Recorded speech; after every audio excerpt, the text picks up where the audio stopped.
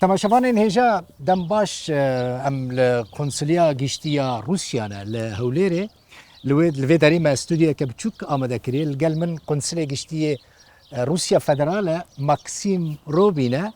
Em ê di vê hevpeyvîna taybet de tiştekî xweş ji we re pêşkêş bikin, hevpeyvîneke baş çê bikin. Bixêr hatî Birêz Maksim. سوپاس بەخێر بێ من باشم. Çawa باشî؟ زۆر دڵخۆشم لێرە لە هەرێمی کوردستانە. شانازی دەکەم بەوەی لێرە لە هەرێم نوێنەرایەتی وڵاتی خۆم دەکەم. Em jî bixêratina te dikin Birêz Maksim. زۆر سپاس بۆ ئەم هەفێبینە. بخێراتی کوردستانê em ji xelkê Rûs hez dikin û ew li cem me xelkekî qîmet in. Ji berê de pêwendiyên me yên dîrokî hene. منیش هەست بەوە دەکەم بە دیاریکراوی لە هەولێر هەست بەو خۆشەویستی و ڕێزە دەکەم. Tu hinekî fêrî Kurdî bûye li vê derê? چەند وشەیەک بەڵێ فێر بوومە. Hinek gotin. بەڵام تەنبەڵم. عەرەبیya te baş e xuya. هەوڵ دەدەم بە شێوەیەکی دروست قسە بکەم. Piraniya dîplomatan bi taybetî Rûs û Sîn bi عەرەبî baş dizanin baş dikarin biaxivin. بەڵێ ئێمە سیستمێکمان هەیە لە وەزارەتی دەرەوە. ئەوەی پێیوەستە بە زمانی ناوچەیەکەوە ئەوانەی زمانی عەرەبی دەزانن لەو باڵوێزخانە و نێردە دیپلۆماسیانە کار دەکەن کە لە ڕۆژهەڵاتی نێوەڕاستە. Ev cihête ye ez ê li vê derê rûnim û pirs bikim Birêz Maksim. Pirsên min girêdayî pêwendiyên di navbera Rûsya û Kurdistanê ne, pêwendiyên dîrokî di navbera gelê Kurd û gelê Rûs de hene, ji berê de heta niha berdewamin pêwendiyên bazirganî, siyasî, dîplomasî, şerê Ukrayna bêguman zor giring e. بەڵێ من ئامادەم بۆ ئەوەی وەڵامی هەموو پرسیارەکانت بدەمەوە. سپاس باشە کا ji pirsa yekê dest pê bikim tu çawa pêwendiyên di navbera Rûsya Federalî û Herêma Kurdistanê de dibînî çawa dinirxînî? Ecebe pêşketin di wan pêwendiyên di navbera her du aliyan de hene? هەروەکو لە سەرەتادا تێبینیت کردووە گوتمان مێژووین. پەیوەندیەکانمان درێژەیان هەیە. پەیوەندیەکانمان دۆستانن. پەیوەندیەکانمان ئەرێنین بگرە هاوتان. چەندین سەدەیە دەستیان پێکردووە. چەندین سەدە دەبێت. و ئەوەی ئەمڕۆ پێی دەگوترێت لێکۆڵینەوەی کوردی بە کۆششی زانایانی ڕووس دەستیان پێکرد کە جیهانیان بە کولتور یان گەنجینەکانی کولتور و نەریتەکانی گەلی کورد ئاشنا کرد.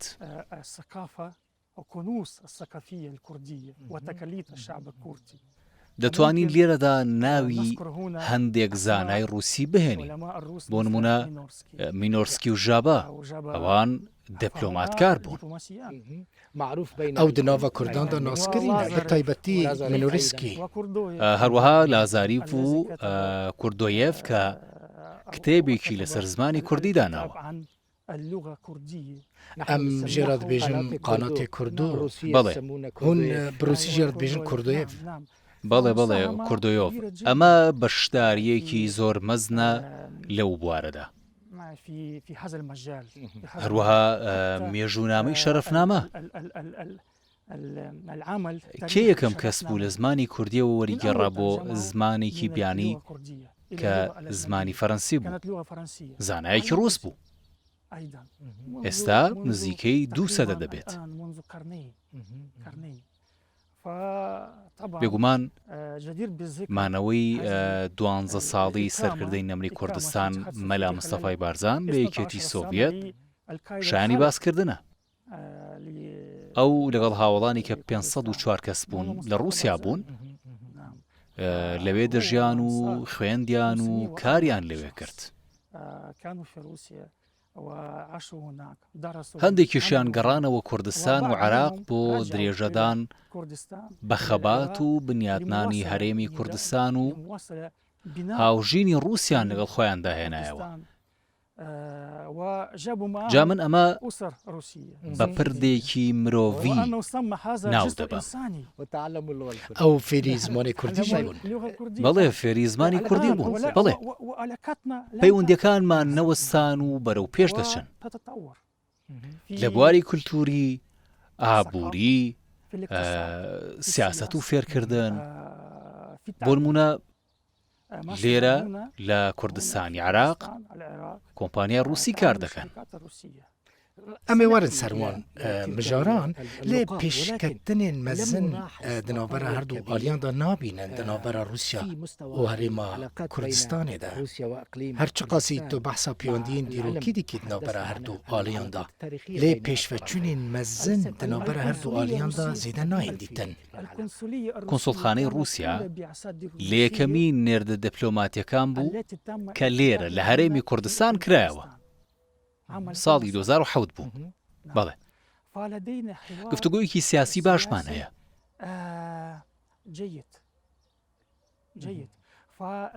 هەڵوێستی نزیک لە یەکمان هەیە بەرامبەر بە پرسە جیهانیەکان.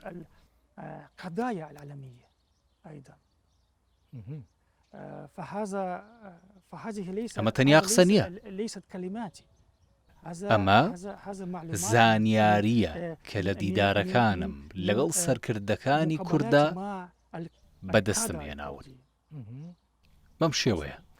باش کارێ کۆمپانیایên رووسی لە هەرێما کوردستان چاوایە بە تایبەتیژی پشتی جەزایên ئەمریکی لەسەر کۆمپانیای رووسی گوهاتنە سەپاندن. لە هەرێمی کوردستان کۆمپانیا ڕووسەکان لە بواری وزە کار دەکەن. کۆمپانیای زۆر گەورەن، ڕووسنەفت و گازپرۆم. ئەوانە لە گەورەترین وەبەرهێنەکانن لە هەرێمی کوردستاندا. وەبەرهێنانی ئەم کۆمپانیایانە بەگشتی زیاتر لە 5 ملیار دۆلار. بەهێشتا لێرە کار دەکەن. تەنانەت پاش وەستاندنی هەناردەکردنی نەوتیش. کۆمپانیایەکی گەورەی هاوبەشی شەیە، کۆمپانیای بۆڕیە. ئەو بۆڕیەی نەوتی کوردی پێ هەناردەی دەرەوە دەکرێت لەلایەن کۆمپانیایەکی هاوبەشی کوردی ڕووسیەوە بەڕێوە دەبرێت. ڕووسنەفت و کارگروپ. باندۆرە جەزایên ئەمریکی لەسەر کۆمپانیای رووسی بە تایبەتی ڕۆزنەفت لە هەرێما کوردستانی هەبوو. بێگومان کاریگەری هەبووە. کاریگەری هەبوو، بەڵام بە شێوەیەکی زۆر نا. بێگومان ئەم سزایانە کاریگەریان هەبوو، بەڵام بەردەوام ڕێگە هەیە بۆ خۆلادان لەو سزایانە. بەڵگەی ئەوەش بەردەوامبوونی کارکردنی کۆمپانیەکانی رووسایە لێرە لە هەرێمی کوردستان. ئەمریکا تۆ ئاستەنگیان ژوەڕە چینۆکە لێ دەرێ؟ کام بەربەست؟ یعنی مەبەستە من ئەوە ئەمریکا تۆ ئاستەنگیان ji karê were çênakê bi taybetî dwarê enerjî û dwarê neftê de çi li Kurdistanê çi ji li Iraqê? سزاکان لە بواری داراییدا. بۆ نمونە لە حواڵە داراییەکاندا. سویفت قەسبک؟ بەڵێ، سویفت و دۆلار ئەوانە گەورەترین کاریگەریان لەسرە. ji bilî wan pirsgirêkan yanî tu pirsgirêkên tune ne pêşiya we? ڕەنگە کێشە هەبن، بەڵام من نایانزانم.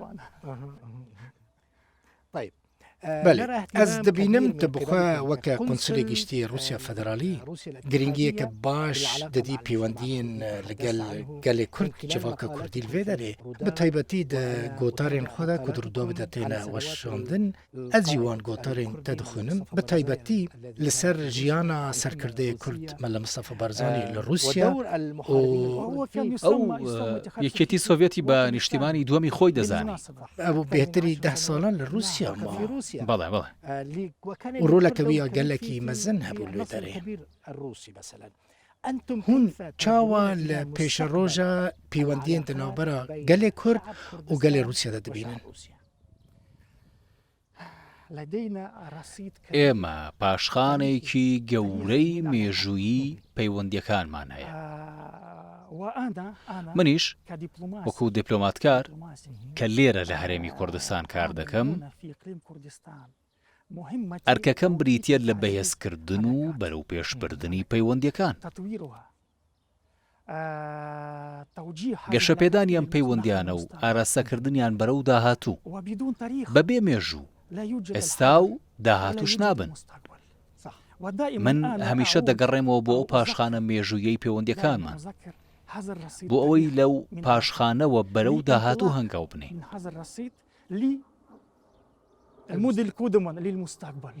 ئەوە شتێکی سروشتیە، چونکە ئەو پاشخانە ناکەوێتە ژێر کاریگەری ئەجەنداکانی ئێستا. ئێستا سروشتیان هەرچیەک بێت، ئابووری بن یاخود سیاسی، بۆیە دەبێت بگەڕینەوە بۆ ئەو مێژووە و لەوێوە بەرەو داهاتوو هەنگاو بنێ. جا لەبەر ئەو هۆکارەیە من بەردەوام باسی ئەو بابەتە دەکەم. بەڵێ ji bilî pêwendiyên fermiyên dîplomasî pêwendiyên te li gel Kurdan hene pêwendiyên giştî li gel xelkê? بەڵێ بێگومان من لێرە هاوڕێم دەستکەوتون و پێم وایە ئەم دۆستایەتیە بەردەوام دەبێت، تەنانەت لە دوای ڕۆشتنیشم لە هەرێمی کوردستان. ئەوە شتێکی زۆر باشە. ئێمە پێکەوە دادەنیشین، قسە دەکەین، باسی بابەتەکانی دوو لە سیاست دەکەین. ئەمە شتێکی باشە، شتێکی کۆمەڵایەتیە. Di navbera Kurdan û Rûsan de taybetmendiyên hevbeş hene?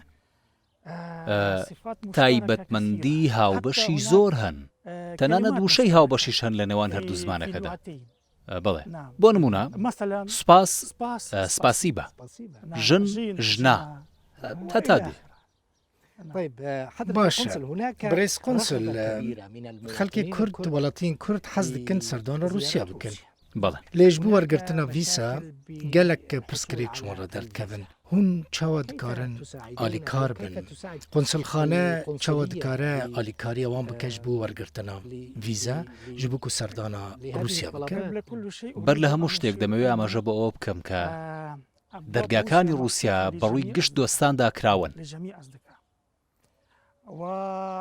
ئێمەش لێرە لە کۆنسوڵخانەکەماندا تەواوی خزمەتگوزاریە کۆنسۆڵگەریەکان پێشکێش دەکەین.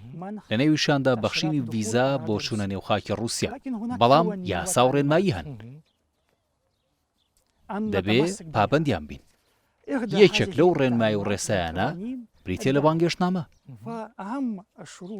گرنگترین مەرج بۆ چوونە رووسیا و وەرگرتنی ڤیزا هەبوونی بانگێشتنامەیە.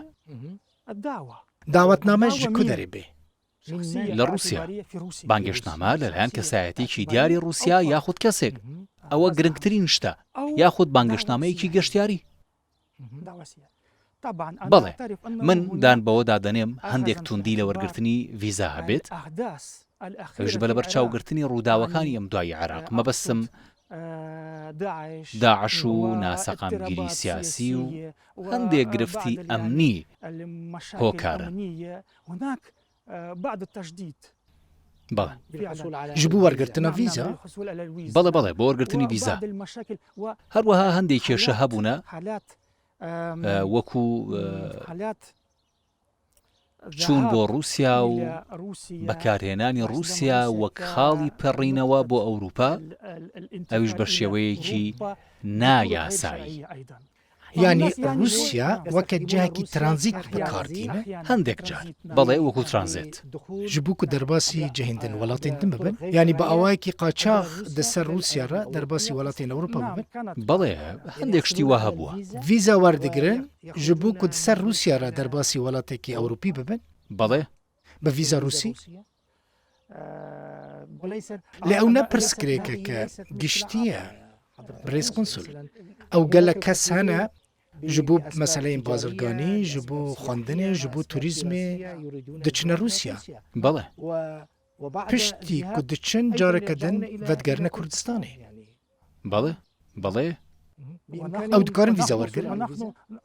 بەڵێ دەتوانن ڤیزا وەربگرن. دوای پێداچوونەوە بە پەڕاوەکاندا و بەمەرجێک بانگێشتنامەیەکی لە رووسیاوە هەبێت. وەرگرتنە ڤیزا چ قەستریش دکە؟ بۆ کات ڤیزای بەپەلا لە 2 ڕۆژ زیاتر ناخایانێت. ڤیزای یاسایی ڕەنگە هەفتەیەک یاخود 10 ڕۆژ بخایانێت. من خۆم بەو بۆنەیەوە من خۆم لەگەڵ خەڵک قسە دەکەم. بەشێک لەو خەڵکە سەرنجی منیان بوو ئەو نووسینگە گەشتیاریانە ڕاکێشاوەکە لە بەرامبەر بڕەپارەیەکی دیاریکراو دێن هەندێک خزمەتگوزاری پێشکەش دەکەن، دەڵێن ڤیزە لەو نووسینگانە وەردەگیرێت بەڵام بە نرخێکی زۆر وەکو 700 بۆ 900 دۆلار. ئەوە زۆرە. یعنی ڤیزای رووسی بێ بەرامبەرە؟ لانا نەخێر. لە دەرەوەی کۆنسوڵخانە هیچ نووسینگەیەکمان نییە و هیچ پەیوەندیەکمان بەو نووسینگانەوە نییە و دەڵاڵیشمان نییە. هاوڵاتیانی کوردی عێراق دەتوانن بۆ وەرگرتنی ڤیزا بێنە لای خۆمان لە کۆنسوڵخانەکەمان. ڤیزا بچ قاسیە؟ بەپێی جۆری سەردانەکەیە. یان نزیکی 700 دۆلار؟ بێگومان زۆر کەمترە. برێز قونسل هون چه ئاسانکاریان ji bo wan kesan pêşkêş dikin ku dixwazin biçin li Rûsya bixwînin. Ev jî gelekî giring e ji bo wan kesan ku dixwazin biçin Rûsya ji bo xwendinê. هەموو ساڵێک حکوومەتی رووسیا کورسی خوێندن لەسەر ئەرکی دەوڵەتی رووسیا پێشکەش دەکات. ساڵی ڕابردوو ژمارەیە و کورسیانە 7 بوو. هەر خوێندکارێکیش بیەبێت بۆ خوێندن بچێتە رووسیا دەتوانێت خۆی داواکاری پێشکەش بکات بەبێ هیچ دەڵاڵێک و بەبێ هیچ نووسینگەیەک. بڕێ ئۆنلاین؟ لە ڕێگەی ئۆنلاینەوە لیستێکی دیاریکراو لە بڕوانامە و بەڵگە پێشکەش بە ماڵپەڕێکی دیاریکراو دەکات، پسپۆڕیەک دیاری دەکات. هون ساڵانە چەند کورسیên خوێندنی پێشکەش dikin؟ 7 کورسی خوێندن. ئیساڵ 2024 چەند کورسینە؟ بۆ ئەم ساڵ 2024 7 کورسی خوێندن. هەفتێ؟ بەڵام نازانین ساڵی داهاتوو چەندە بن. بێگومان کەمتر نابن، ڕەنگە زیاتریش بن.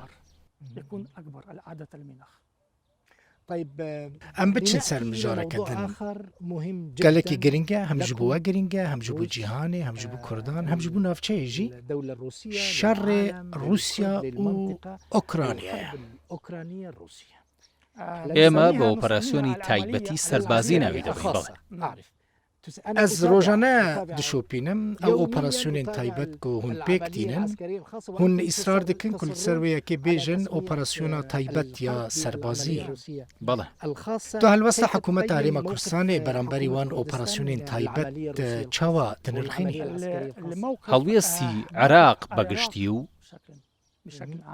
حکوومەتی هەرێمی کوردستان هەڵوێستیشی بێلایەنانەیە، هاوشێوەی هەڵوێستی زۆرینەی وڵاتانی جیهان.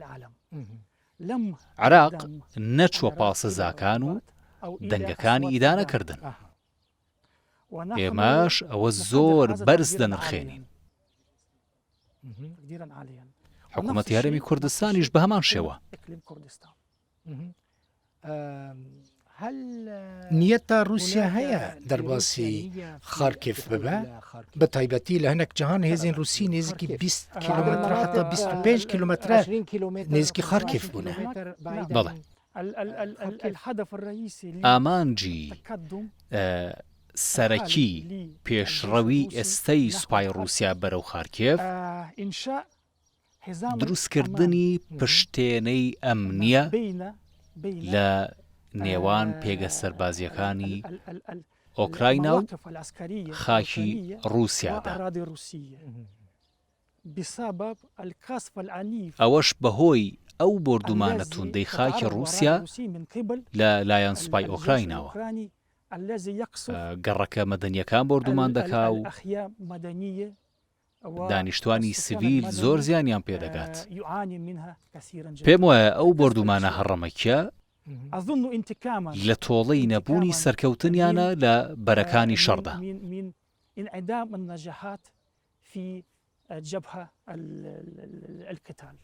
بەو شێوەیە رووسیا وڵاتێکی ئاتۆمیە وڵاتێکی مەزنە ئەف ئاهەنگیەکە باش دنابەرە ڤڵادیمیر پۆتین سەرۆکی رووسیا و گەلێ رووسیادا هەیە هەروەها هەنێک وڵات هەنە پشتگیریە رووسیا دەکەن وەکە چین وەکە هەنێک وڵاتین دنیین ئەفریقیژی چین و وڵاتانی دیکە دایانەوێت پەیوەندی ئاسایی خۆیان لەگەڵ رووسیا بپارێزن نۆرماڵ بێ. لێ رووسیا هەر ئێرش دەکە لێرەش با پێ بڵم هەڵوێستی بێلایانی شەیە. ئەو دەنگانەش لەلایەن ڕۆژئاوەوە هەن کە دەڵێن چین پشتیوانی دەکات. ئەمانە ڕاست نین نەخێر. پەیوەندیەکانی نێوان رووسیا و چین دژی هیچ کەسێک نین. لێ میدڤیدێف بەردەوامی ئێرش دەکە دەبێژە ئەگەر ئۆکرانیا بچەکێن ڕۆژەڤایی لە ناوە خاکە رووسیا بدە ئەوەی وان چەکان بەکاربینێن. بەڵێ نێوخۆی رووسیا دەبێت کۆ رووسیا چەکێن ئاتۆمی بکاربینە یانجی شتێکی وا هەیە سیرکە بۆ نمونە ئەرکی سەرەکی سوپای رووسیا پاراستنی گەلی رووسیا و خاکی رووسایە. ئەگەر بێت و مەترسی لەسەر گەلی رووسیا هەبێت لە پێناو پاراستنی گەلی رووسیا هەموو ئامرازە بەردەستەکان بەکاردەهێنین. دەتوانم تەنیا ئەوەندەت پێ بڵێ. بەڵێ کە ئەم دەرژ ئۆپەراسیۆنین تایبەتی رووسی بدوورکەون بچن سەر ژارەکە دن دەتوانین بمێنینەوە کێشە نییە. بێگومان کەسێک نە لەگەڵ شەڕە و ئێمەش لەگەڵ شەڕ نین. لێرەدا گرنگە ئەوە بڵێم کە ئێمە ناچارین بەرژەوەندیەکانی خۆمان و گەلی رووسیا لە دۆنباس بپارێزین. ئەوە شۆکاری سەرەکی دەستپێکردنی ئۆپەراسیۆنی تایبەتی سەربازیە. هەلوەستە رووسیا لە هەمبەری ڕیا گەشە پێدانە یا دەناوبەرە تورکی عێراق ئیمارات و قەتەردا چییە؟ بە تایبەتی رووسیاژی نێزیکی وێ ڕیا گەشە پێدان هەیە.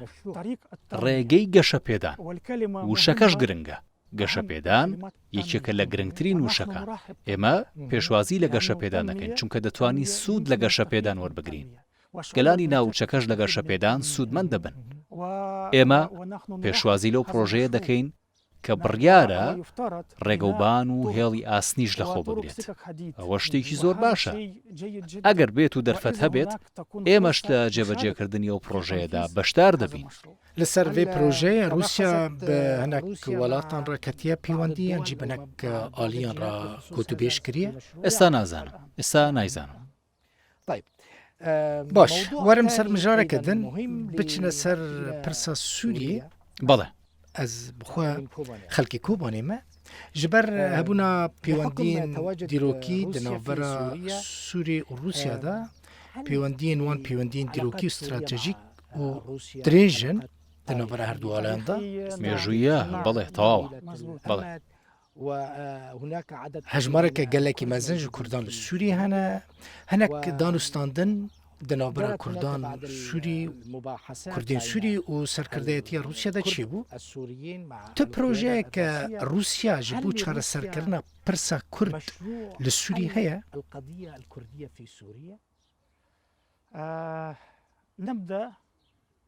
لەو خاڵەوە دەست پێ دەکەین کە رووسیا لە سووریایە لەسەر بانگێشتی حکوومەتی شەرعی سووریا لە دیمەشق حکوومەتی شەرعی. ئێمەش لە ساڵی 2015دا چوونە ئەو وڵاتە بە ئامانجی بەرەنگار بوونەوەی تیرۆریزمی نێودەوڵەتی.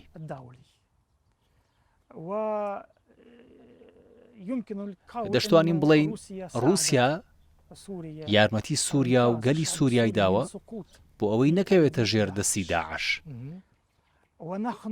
ئێمە پشتگیری سووریا دەکەین. سووریایەکی یەکگرتووی سەربەخۆ و خاوەن سەروەری، سووریایەکی دیموکراسی و سووریایە کە تێیدا ڕێز لە مافەکانی هەموو چین و گروپ و نەتەوە و ئاینەکان بگیرێت. لە نێویشاندا گەلی کورد. لێگەلێ کورد لە سووریێژە هەموو مافین خوا بێپارن. وەکە نمونە زمانی کوردی لە دبستانان دبستانên سووری نای خوێندن di destûra Sûriyê de yek gotin jî li ser mafên gelê Kurd tuneye. گفتوگۆ هەیە. گفتوگۆ لە نێوان ئۆپۆزیسیۆنی سووریا و حکوومەتی سووریادا هەیە. لەوانەیە ئێستا گفتوگۆکان وەستا بن. مەبەستە تەژە ئۆپۆزیسیۆنی ڕێبەبەریە خۆسەرە. ئۆپۆزیسیۆنی سووریا ئەتیلافە ئۆپۆزیسیۆنە سووریانجی کوردên ku li ser desthilatê li Sûriyê. هاوپەیمانی سووریا Meselên weke nimûne hêzeke mezin ya Kurdan heye Hesedê.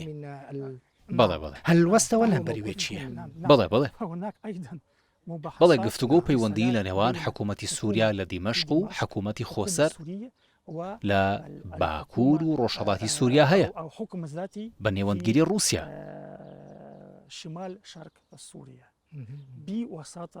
من ئێستا دۆخی گفتوگۆکان نازانم. من لێرەم و لە سووریا نیم، هەر بۆیە وردەکاریەکانیش نازانم. بەڵام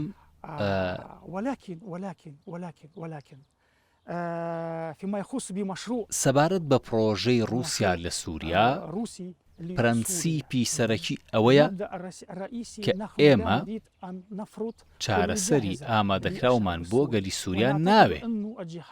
پێمان وایە لایەنەکانی سووریا دەبێت چارەسەری گونجاو بۆ لایەنەکانی ململانەیەکە بدۆزنەوە. ئەوەش زۆر گرنگە. پێش ئەوەی رووسیا پرۆژەی دەستوورێکی بۆ سووریا پێشنیاز کرد، زیاتر لە جارێ هەوڵماندا یارمەتی سووریا بدەین بۆ دۆزینەوەی چارەسەرێ بۆ پرسی سووریا، چکەوە زۆر گرنگە بەبێ ئەوەی هیچ گوشارێک بکەین. بەڵکو تەنیا لە ڕێگەی قایلکردنەوە.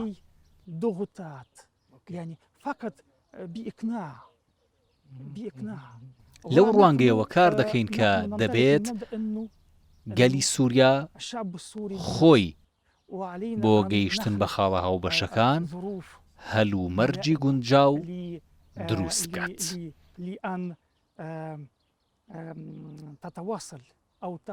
أو يصل الشعب السوري إلى نقاط مشتركة بحكم جبر دۆستانیە دنابەرە کورد و رووساندا gelê Kurd li Sûriyê çaverêne ku Mosko roleke baş bilîze di çareserkirina pirsgirêka wan da yan jî bikênin manî di çareserkirina wan kêşeyan da ku di navbera Şamê û Kurdên Sûriyê de hene.